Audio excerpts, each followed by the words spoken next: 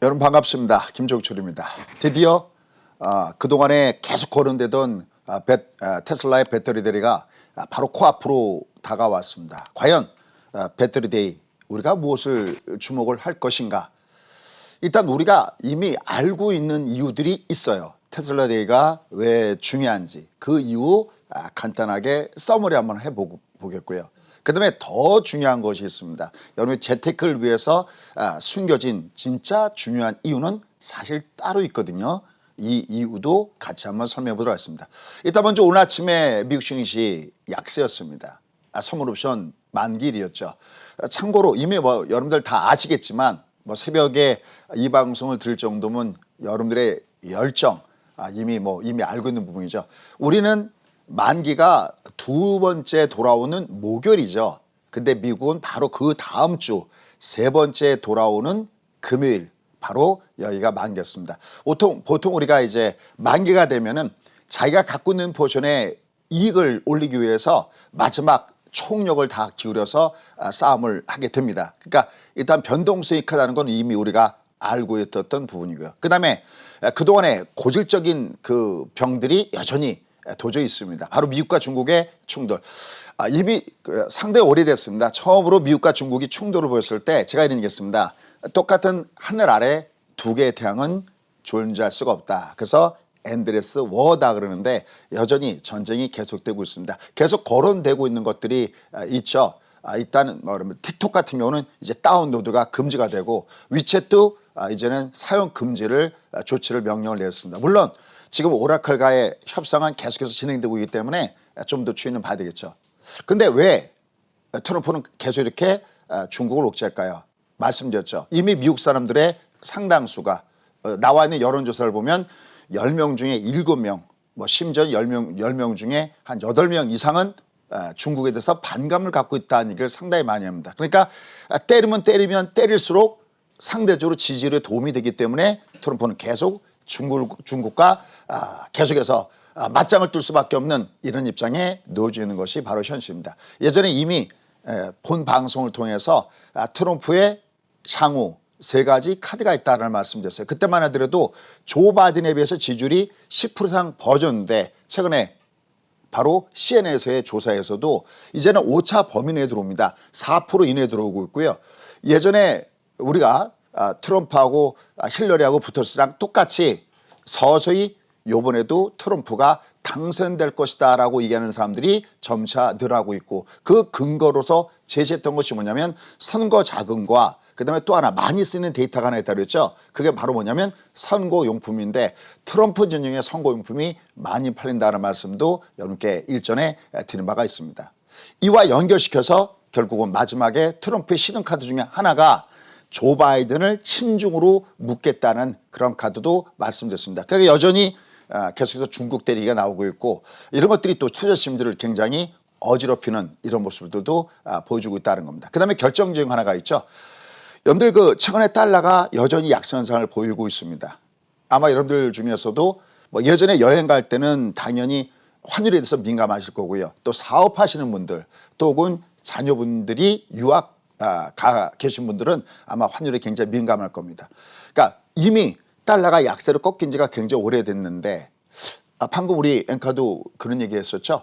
2022년이 아니라 23년까지 현재의 제로금리를 유지하겠다는데 전혀 주가가 영향을 받고 있지 않다. 그건 일단 두 가지 이유가 있다 그랬습니다. 일단 뭐냐면 이번에 2022년도 말이든 23년도든 그건 그렇게 중요하지 않다라는 거예요. 중요한 것은 시장이 하나 더 기대했던 것이 있었어요. 그게 뭐냐면 추가적으로 돈 풀기. 그러니까 금리는 이미 제로고 추가적으로 돈 푸는 방법은 시장에서부터 채권을 사들이고 그 채권의 대금이 다 시장으로 뿌려주는 거. 좀 더 적극적인 이걸 원했는데 이번에 이게 빠져 있었어요. 그래서 실망적인 부분이 하나가 있었고요. 그다음에 또 하나 더 중요한 이유가 있었습니다. 그건 뭐냐면 보통 우리가 주가가 내려가면 어딜 쳐다보냐면 연준을 쳐다보거든요. 쟤들이 뭐 해줄까? 근데 연준, 패드, 제롬 파일 이런 얘기했어. 한마디로 이렇게 팔짱 끼는 거죠. 나 이제 더 이상 할 게 없어. 이제 당신들은 날 쳐다보지 말고 저길 쳐다봐라고 했습니다. 그게 어디냐면 바로 의회였었습니다. 다시 말씀드려서 이제는 금융정책으로 할 만큼 했으니까 이젠 재정정책 쪽에서 뭔가 나와야 돼. 근데 이게 의회의 승인이 떨어져야 되냐. 그런데 여전히 민주공화가 아직까지 팽팽한 접전을 보이고 있습니다. 만약에 민주당에서 얘기했던 대로 공화당에서 트럼프가 땅땅 찍었을 때는 바로 이번에 선거에서 여러분 대통령 선거만 생각하시죠? 그렇지 않거든요. 사실 대통령 선거 말고요. 상원의 일부, 그러니까 3분의 1이죠. 그다음에 하원 전부, 그다음에 지사 이런 전체를 갖다가 선거를 하는데 이게 민주당 선거를 도와주는 격이기 때문에 쉽사리 공화당에서도 승인을 못하고 계속해서 평행선을 달리고 있습니다. 그러다 보니까 주가가 밑으로 내려갔습니다. 그런데 싹싹 딜리트. 다 중요한 얘기지만 싹싹 딜리트. 근데 가장 프라이머리 키가 있습니다. 그게 바로 뭐냐면 테슬라의 배터리 데이가 그 프라이머리 키입니다. 자, 그러면 도대체 왜 테슬라의 배터리 데이가 중요한가? 이 부분은 이미 여러분들이 알고 있는 이유, 표면적인 이유, 그건 바로 테슬라를 갖고 있는 여러분들은 그게 중요하겠죠. 그러나 그럼 내가 테슬라 갖고 있지 않으면 안 중요하겠네? 아닙니다. 그 정도면 이미 제가 2주 전에 얘기했었죠. 그때 제가 이때 방송할 때 테슬라가 이렇게 급락을 주고 있지만 일단 얘들은 다시 한번 밑에서 올라올 것이다. 테슬라가 밑에서 한 40%가 최고점까지 보면 40%나 반등을 줬습니다. 그러니까 S&P 500에 탈락됐어도 또 다음이라는 것이 있고 또 하나 카드 중에서는 테슬라 배터리 대에 대한 기대감이 있기 때문에 여기를 우리가 주목해서 봐야 된다 그랬는데 다행스럽게 위로 올라가서 여러분들 투면은 좀 막지 않았나라는 생각을 해봅니다. 자, 그럼 이제 하나씩 그 베일을 벗겨보도록 하겠습니다. 너는 왜 중요한 것이니? 자, 먼저 우리가 잘 알고 있는 이유, 요 이유부터 한번 좀 보도록 하겠습니다. 일단 첫 번째는 바로 이번에 테슬라의 로드맵이 발표가 된다는 겁니다. 다시 말씀해서 전체 테슬라의 빅픽처, 향후 테슬라가 어떤 방향으로 갈 것인가 라는 것을 바로 발표합니다. 우리가 이걸 딱 보면 연상되는 것이 있었죠. 뭡니까? 우리가 애플, 바로 애플의 스티브 잡스가 항상 청바지 차림으로 그 다음에 티를 입고 나와서 항상 뭔가 신제품을 발표하죠. 딱 그걸 생각하면 됩니다. 그래서 테슬라를 우리가 뭐라고 하냐면 바로 애플이다라고 자동차 업계의 애플이다라고 평하는 이유도 바로 그 부분입니다. 또 하나 이미 일론 머스크가 테슬라 역사상 가장 익사이팅한 가장 흥미로운 이런 날이 될 것이라고 얘기했기 때문에 굉장히 중요합니다. 자, 더군다나 이게 하나의 이벤트적인 데가 있습니다. 여러분들 테슬라 이 일론 머스크가 차 뒤에 놓고 앞에 나와서 춤추는 거 보셨나요? 그죠? 댄스 치는 거 보셨나요?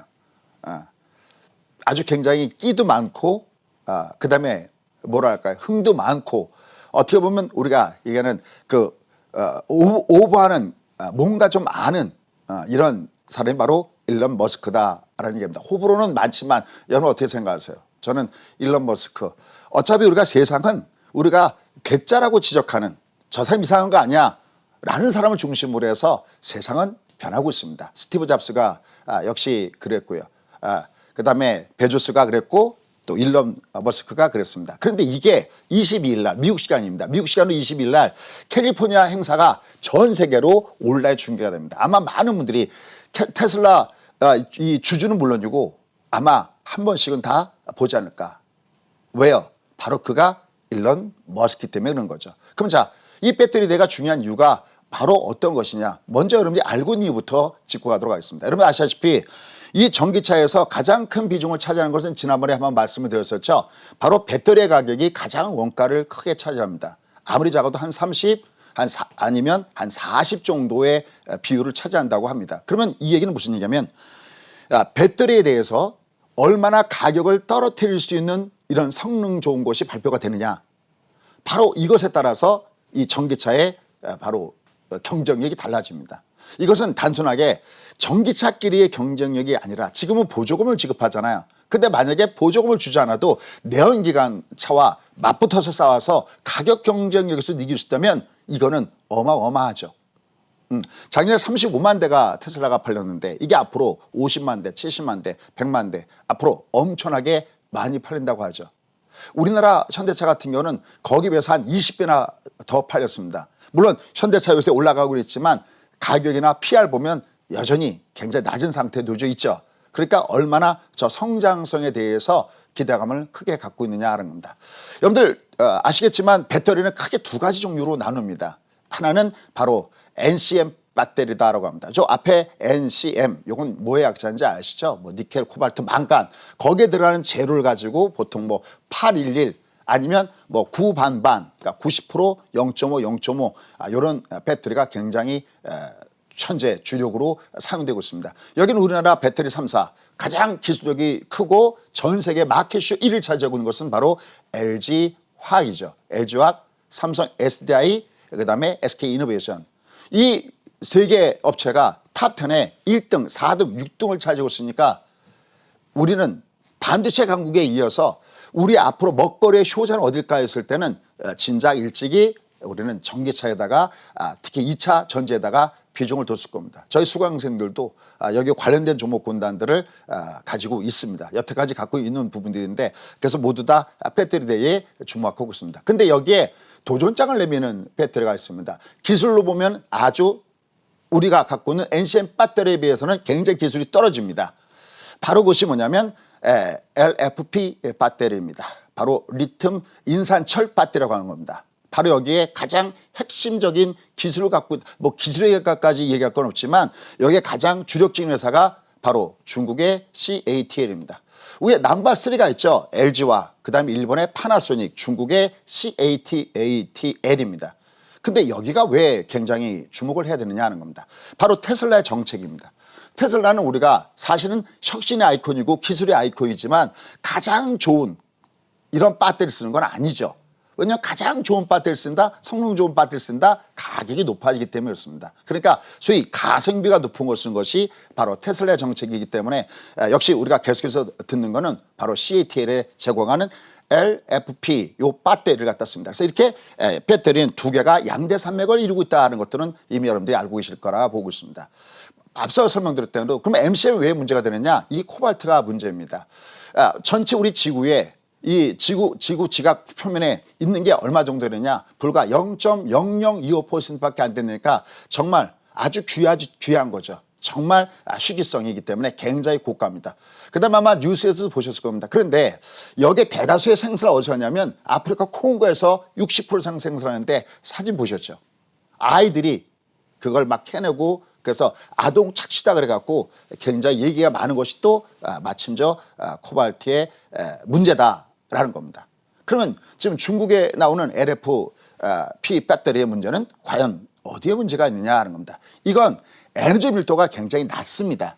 아무래도 저급이라고 얘기했죠. 그 다음에 여기 들어가는 것이 리튬 인산철이기 때문에 이게 굉장히 좀 무겁습니다. 이런 단점을 갖고 있습니다. 그래서 이번에 자 이제 첫 번째 우리가 알고 있는 결론 하나 맺고 가도록 하겠습니다. 이거 왜 굉장히 중요한데 다른 사람도 아니고 일론 머스크가 이날은 굉장히 익사이팅한 날이 될 거야 라고 했다면은 뭔가 이 양쪽이 갖고 있는 장점과 단점이 있는데 장점은 살리면서 단점을 보완하는 이런 배터리가 나오지 않겠느냐라는 기대감이 바로 오늘 같은 미국 증시가 하락하는 장에서도 테슬라는 상승을 주게 되는 주요한 원인이다라고 할 수가 있겠습니다. 또 여기서 어떤 기술이 나오느냐에 따라서 국내 배터리 산업은 영향을 받을 가능성이 굉장히 높다라는 겁니다. 자, 그러면 구체적으로 현재 예상되고 있는 시나리오, 이번에 획기적인 거 뭐가 나올 것이냐 시나리오 한번 보도록 하겠습니다. 첫 번째는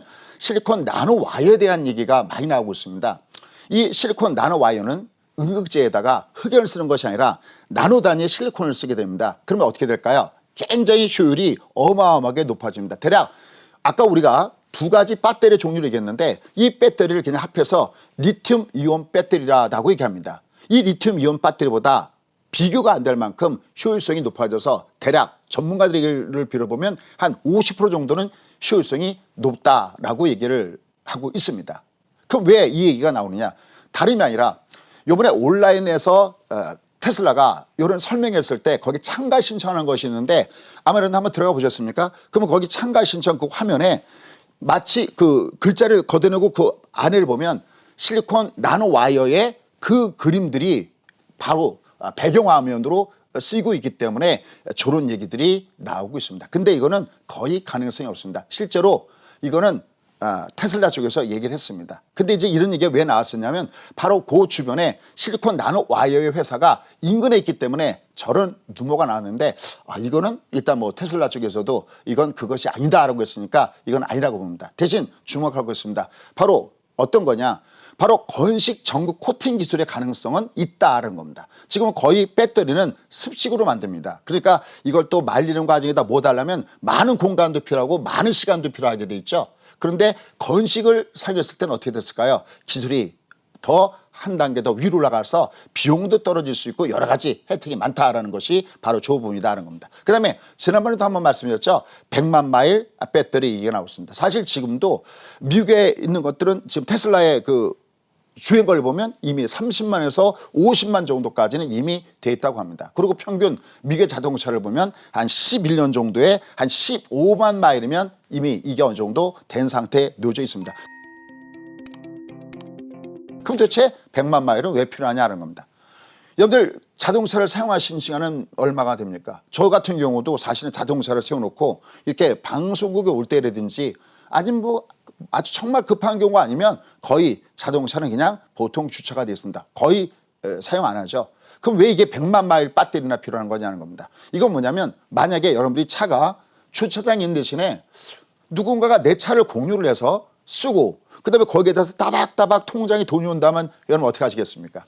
한번 해볼 만하겠죠. 바로 그렇습니다. 바로 공유 경제의 문제이고 지난번에 말씀드렸던 로보택시의 문제가 바로 여기에 있고 세미트럭의 문제도 바로 저런 100만 마일 배터리를 필요하게끔 한다라는 겁니다.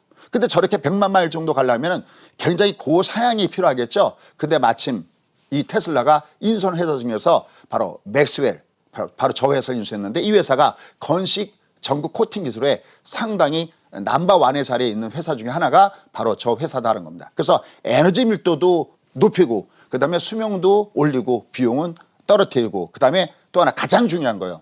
친환경적이라는 점에서 요 얘기도 계속해서 거론되고 있습니다. 근데 자 지금 제가 얘기하는 건 여러분들 어떻게 생각할지 모르겠습니다. 아마 의견들은 조금 다를 수가 있습니다. 그런데 지금 일부에서는 요 내용에서 뭐 지금은 아니어도 저거 저럴 수도 있어 라고 얘기하는 사람이 있고요. 야 지금은 택도 없어. 저건 너무 빨라 라고 얘기 나오고 있는데 어쨌든 지금 거론되고 있는 거 예상 시나리오니까요. 저런 얘기들이 거론되고 있다 정도는 하나 정도는 벽에 붙여놔야 되죠. 왜? 결국은 어차피 저런 것들은 지금은 아니지만 시간의 문제이지 결국은 이루어질 가능성이 높다라고 보고 있습니다. 그 다음에 또 하나 나오는 것이 여기에 연결돼서 바로 전고체 배터리입니다. 여러분들 전고체 배터리 얘기는 워낙 많이 들었죠. 그럼 지금 우리가 사용하는 배터리는 뭘까요? 전해질이 액체라는 거죠. 그러니까 액체의 전해질은 어떤 문제가 있습니까? 이 예를 들어서 어떤 외부적인 충격이나 이게 있을 때는 이 액이기 때문에 이게 흘러나올 수도 있고요. 그다음에 여러분들 예전에 한참 심각한 얘기 나왔을 때 우리가 뭐 항공기를 이용하거나 뭐 공항 가서 검색받을 때 보면 이 액체 못 갖고 가게 하잖아요. 그러니까 외부 충격할 때 잘못하면 이 배터리 액이 팽창, 폭발할 가능성이 있기 때문에 상대적으로 전고체에 대한 배터리에 대한 얘기가 많이 나와 있었습니다. 만약 이게 나온다면 부피도 축소시키고 안전성도 높고 하기 때문에 굉장히 획기적일 것이다 라는 얘기가 많이 나오는 것이 바로 그겁니다. 그 다음에 가장 또 그럴듯하게 나오는 것이 뭐냐면 바로 로드러너 프로젝트입니다. 이거 쉽게 하면 무엇이냐면 배터리를 외부에서 가져오는 게 아니라 외부에서 들여다가 쓰는 게 아니라 한마디로 테슬라가 자기네가 공장 다 짓고 자기네가 배터리 다 생산하고 그러겠다는 겁니다. 바로 저 부분입니다. 저 부분을 두고 이제 우리가 어떻게 연결됐냐면 바로 그렇다면 만약에 진짜 로드러너 프로젝트가 만약에 된다면 아까 얘기했던 대로 지금 맥스웰도 인수했고 그다음에 캐나다의 하이바 시스템즈도 회사를 인수했어요. 그다음에 더 그럴듯한 얘기가 뭐냐면 일부 소형 배터리셀 공장을 이미 허가를 받아서 이미 운영 중인 걸로 얘기가 나오고 있습니다. 여기에 아까 결정적으로 코발트를 이미 대규모 조달한 이것들도 나오고 있습니다. 그래서 한간에서 뭐라고 하냐면 야 그럼 만약에 테슬라에서 배터리를 만들면 이거 배터리 회사들 주가 폭락하는 거 아니야? 이런 얘기가 나온 이유가 바로 여기에 있습니다. 자 그런데 제가 쭉 여태까지 뭐 지난번서부터 계속 여태까지 조사한 바에 의하면 그거는 아니다라는 겁니다. 여러분들 우리가 보통 TV 방송을 했을 때 본방송을 들어가기 전에 야 이걸 방송으로 쓰면 야 이게 시청률 나올까? 실험하는 방송이 있죠. 우리가 그걸 파일럿 방송이다라고 얘기합니다. 마찬가지로 테슬라에서 보여주는 겁니다. 안 된다고 하는 것을 자 우리가 하니까 되잖아. 그러니까 조금 쉽게 하면 하나의 조그만 모의 공장이라고 할까요? 샘플 공장이라고 할까요? 그래서 우리가 파일럿 라인이라고 하는데 지금 테슬라에서 지금 뭐 조그만한 소형 배터리 셀 공장을 허가받고 저런 것들은 자기네가 이게 된다는 걸 보여주는 겁니다. 그럼 어떻게 될까요? 자기네 나 성공을 딱 했단 말이죠. 그럼 어떻게 될까요? 배터리 회사들 있죠. 주요 세계 글로벌 탑10들 있잖아요. 야 엘작도 들어와. 삼성 SDI 그다음에 파나소닉 CATL 다 들어와. 봐. 되지? 자 이걸 만들 거야. 견적 넣어봐. 바로 그러한 파일럿 라인 가능성 라인을 만들면서 제공하려고 하는 것이지 실제 테슬라가 배터리 생산에 본격적으로 들어갈 것이다 라는 것은 사실 이것은 아닐 가능성이 높다라는 거를 여러분 염두에 두고 보셔야 됩니다. 어떻게 보면 사실 공조하는 그런 내용이다라고 하는 거죠. 그러면 도대체 그 내용이 왜 굉장히 중요한 부분이냐라는 겁니다. 자, 이제 그러면 서서히 결론을 들어가도록 하겠습니다. 일단 앞서 설명드렸던 대로 테슬라가 배터리까지 만들 수 없는 이유는 어마어마한 배터리를 갖다 하는 데는 어마어마한 돈이 필요가 합니다. 그런데 지금 테슬라의 현재 사업의 우선순위를 보면 지금 이번에 유상증자 했었죠. 유상증자 했을 때 그 돈 어디에다 쓴다고 그랬었죠? 그렇죠. 바로 공장 짓는 거. 상하이에서 저쪽 독일의 베를린, 그 다음에 미국의 텍사스 여기다가 공장을 지어야 됩니다. 이거 하나만 지을 때도 기본적으로 10억 달러 이상의 돈이 필요한다라고 얘기하고 있습니다. 이게 급하거든요. 그 다음에 테슬라가 지금 몸값이 저렇게 높아진 이유는 단순한 자동차 회사가 아니라는 거죠. 바로 여기는 첨단 소프트웨어라든지 이런 쪽의 회사라는 거죠. 그럼 앞으로 테슬라가 나가야 될 길은 뭘까요? 그렇습니다. 자율주행과 연결된 이런 것들을 해야 되거든요. 사실 테슬라의 자율주행 기술은 여러분 아시죠? 구글의 웨이모나 GM이나 이런 데 비해서는 사실 형편없이 등급 그 기술은 떨어지는 등급이기 때문에 바로 그 부분은 아니다라고 하는 거니까요. 우리는 이 배터리 관련된 종목군단들 물론 이제 어느 정도 상황을 봐야 되겠지만 이런 종목군단들은 테슬라가 뭐 직접 물건을 생산하기 때문에 피해를 받는다. 이것은 아니다는 쪽에다가 비중을 맞춰주는 것이 어떨까요? 자, 그러면 이제 결정적으로 중요한 이유가 있습니다. 보십시오. 지금 제가 테슬라 설명하는데 애플을 띄워놨습니다. 그리고 그래프를 보시게 될 겁니다. 어떤 그래프를요? 제가 많이 지난번에도 설명드렸던 겁니다. 바로 위에 보시면 바로 옆에 장대 음봉을 줬습니다. 우리가 그냥 캔들을 하나만 분석할 때는 하나만 얘기할 때는 장대 음봉이다라고 합니다. 항상 주가는 맨 바닥에 시작할 때는 장대 양봉 시작해서 장대 음봉으로 끝나는 경우가 많습니다. 최소한 장대 음봉이 나오면 머릿속에 딱 넣어야 됩니다. 마디존이다. 늑대가 나타났다. 똑같습니다. 마디종이다. 물 먹는 하마가 나타났다. 이렇게 생각하셔도 여러분들은 틀린 생각은 아니다라는 겁니다. 그런데 자 이제 숨겨진 이유 들어가 보도록 하겠습니다. 왜 테슬라 대회가 굉장히 중요해요. 여러분 지금 화면에 보시다시피요. 테슬라가 속칭 일단 단기적으로는 조정권 때 완전히 들어가는 모습을 주고 있습니다. 그래서 사실 이렇게 밑으로 푹 빠진 다음에 이렇게 위로 올라갈 때는 저희 수강생들은 한 반 정도는 좀 챙겨주십시오라는 말씀 드렸어요. 아마 여기서도 그런 말씀을 드렸었고요. TV에서도 그런 말씀을 자주 드렸습니다. 바로 지난 시간에도 S&P 500의 지수를 보면서 장대봉이 나타났다는 말씀드리면서 그러면 당분간은 주가는 내려가면 뜨겠지만 올라가면 들이맞는 일종의 촛불 구간에 있다는 말씀도 이렇게 드렸는데 이게 애플이 밑으로 내리꽂고 있습니다. 자, 그럼 이번에 테슬라 보도록 하겠습니다. 사실 오늘 아침에 새벽에 이걸 원고를 왜냐면 아침 주가를 받으니까 이걸 하느라고 제가 좀 기다렸는데 자 지금 여기 독특한 표시가 있을 겁니다. 화살표입니다. 그러면 이 앞에 잠깐 보시죠. 화면 어떻게 볼지 모르겠는데 잠깐 제가 위치 잠깐 이동할까요? 여기 보시면 주가가 조정받을 때 제가 맨날 그런 얘기죠. 올라갈 때는 여기가 눈에 확 보이네요. 올라갈 때는 KTX하고 올라가야 됩니다. 주가가 빵 조정은요. 옆으로 조정, 기간 조정입니다. 우리가 주가 조정할 때 두 가지가 있어요. 올라가면 반드시 조정인데 옆으로 기간 조정을 받는다는 것은 조정할 때마다 대기 매수가 이렇게 받치기 때문에 기간 조정을 받고 있거든요. 그런데 얘가 여기처럼 올라갔다 가격 확 받아버리죠. 그럼 얘가 한 번은 괜찮아요. 왜? 음이선은 한 번에 무너지지 않거든요. 근데 내려왔다가 이게 위로 올라가는데 그럼 얘가 여기를 뚫어줘야 됩니다. 물론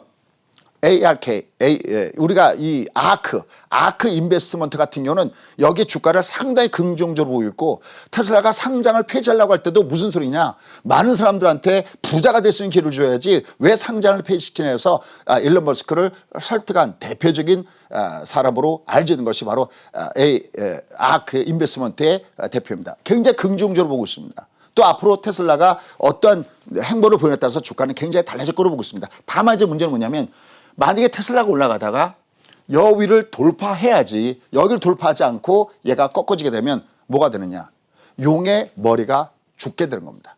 그동안의 시장은 누구를 중심에서 달려왔냐면 바로 애플, 그 다음에 테슬라, 이게 쌍두마차에서 전체 나머지 플러스 기업체들을 같이 끌고 올라갔고, 이게 전체 기술주를 끌고 갔고 분위기를 좋게 만들었는데, 지금 아시다시피 테슬라가 애플이 조종인데 얘까지도 조종을 받게 된다면 굉장히 이건 테슬라의 문제가 아니는 거죠. 전체 미국 시장 자체의 문제고 전체 시장 자체의 문제가 되고 있다는 겁니다. 자, 그러면 마지막 결론을 한번 맺어보도록 하겠습니다. 자, 이거 지난번에 말씀드렸던 겁니다. 장대물 확 때렸죠. 그래서 얘가 내려가면 뜨긴 뜨겠지만 위에서는 물량을 줄여주는 전략을 가미하는 것이 좋겠다는 말씀 드렸어요. 그래서 올라가다가도 지금 다시 밑으로 내려갔습니다. 자, 그러면 마지막 결론을 매기겠습니다. 테슬라 데이는 테슬라 자체로도 중요하지만 테슬라 주가가 어떻게 움직이냐에 따라서 전체 기술주, 미국 시장 전체에 영향을 끼치기 때문에 결국 테슬라 데이가 정말 진짜 중요한 이유는 이거 하나가 대장주로서 애플과 같이 대장으로 움직이기 때문에 전체 시장에 굉장히 큰 영향을 끼칠 수 있겠다는 겁니다. 자, 그럼 다시 좀 더 들러서 빅픽처로 보도록 하겠습니다. 그럼 소장님, 만약에 그렇게 되면 장은 끝났을까요? 그렇지는 않습니다. 이 시장은 뭐 시간이 별로 없으니까 제가 나머지 긴 거를 보여드리기는 뭐하지만, 이 시장은 주가가 올라갔을 때 상당히 많은 롤러코스터장을 보입니다. 여기 한번 시간이 되죠. 여기서 한번 조금만 좀 길게 한번 볼까요? 이게 정말 중요하니까요. 굉장히 그냥 길게 풀어보겠습니다. 자, 화면에 저 화면 저 맨 끝에 보이는 저기가 있죠. 그죠? 바로 저기입니다. 주가가 어디서 바닥을 쳤냐면 이 장은 2009년 3월 달에 바닥을 치고 여기까지 왔습니다. 그러면 이 장이 심하게 롤러코스터를 보이는 그 구간은 어디냐면 일단 테이퍼링입니다. 다시 말씀해서 금융 기축 쪽에 있습니다. 그리고 실제적으로 여기서 주가가 저 중간에 확 빠지는 구간이 있을 겁니다. 저 구간은 바로 2015년 12월 달 바로 제니 옐런이 금리를 올렸을 때 저런 식으로 훅 밑으로 빠졌습니다. 저 때 만약에 제니 옐런이 전략을 금융정책을 바꾸지 않았으면 저 시장은 이렇게까지 올라가기도 굉장히 어렵습니다. 그럼 자, 지금 시장을 볼까요? 이만큼 올라갔죠? 조정 당연히 받아야 됩니다. 그래서 여기서 조정을 받고 있습니다. 그리고 일부는 지난 2000년도와 비교해서 이것이 닷컴 버블과 비슷하지 않느냐, 설득력이 있습니다. 일부는 저도 동일합니다. 그러나 전체적으로 동의할 수 없는 이유가 있습니다. 그때는 기술주의 실적이 좋지 않았습니다. 여러분들, 이런 말씀 드리면서 오늘 이 강의는 마감할까 합니다. 우리가 기술주는 PR, PBR 얘를 보지 않습니다. 뭘 보냐? 우리가 소위 얘기하는 미래 성장성을 봅니다. 미래 가치주는요, 지금처럼 퍼가 고퍼일 때 사서 실제적으로 실적이 가셔야 되는 저퍼일 때 때리는 전략이 사실 진정한 승부입니다. 다만 아쉬운 것은 위에서 장대몰 맞았기 때문에 이 마디존이 있기 때문에 당분간 주가는 위로 올라갈 때마다 영향은 좀 받을 가능성이 보니까 여기에 대해서는 일부 리스크 관리를 병해 주시면서 가시면 좋겠고, 역시 픽픽처의 그림은 살아있는 그림이다라는 거고요. 20일 배터리 때 굿럭을 기원합니다.